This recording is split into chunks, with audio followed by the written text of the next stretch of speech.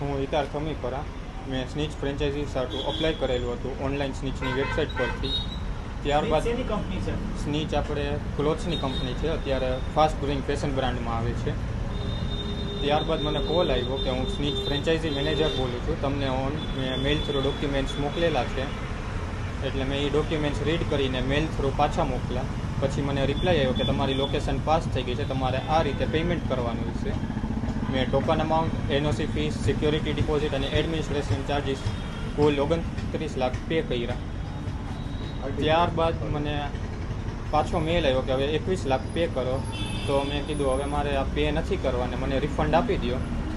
ત્યારબાદ મને પછી પાછો મેલ આવ્યો કે આ બધું ફ્રોડ છે ને અમે આવું કંઈ ફ્રેન્ચાઇઝી દેતા જ નથી, ને મેં સાયબર ક્રાઇમમાં કમ્પ્લેન લખાવી. કઈ રીતની વાત થઈ અને પેલા ક્યારે તમને ફોન આવ્યો અને શું વાત કરવામાં આવી તમને? મને એપ્રિલના કઈ પ્રકારની સ્ટાર્ટિંગમાં લાલચ દેવામાં આવ્યો હતો કોલ કે હું સ્નીચનો ફ્રેન્ચાઇઝી મેનેજર બોલું છું, આપણે ફાસ્ટ ગ્રોઈંગ ફેશન બ્રાન્ડ છે, તમે આ રીતે કરો ને તો તમને આમાંથી આપણું ટર્નઓવર નીકળશે ને એ બધું. તમે રુચિ ધરાવી હતી જે તે વખતે સ્પીચમાં? મેલ થ્રુ અમે બધી ડિટેલ્સ આપેલી. અને અત્યાર સુધી અમે ઓરિજિનલ કંપનીને મેલ કરતા હતા, રિપ્લાય આવતો. અમે ઓરિજિનલ કંપનીને મેલ કર્યા હતા તો પણ મને રિપ્લાય નહોતો આવ્યો. મેં પછી રજિસ્ટર પોસ્ટ થ્રુ પણ એ બધાને લેટર મોકલ્યો હતો, એનો રિપ્લાય હજી મને આવ્યો નથી. સ્નીચ હેડક્વાર્ટર બેંગ્લોરે.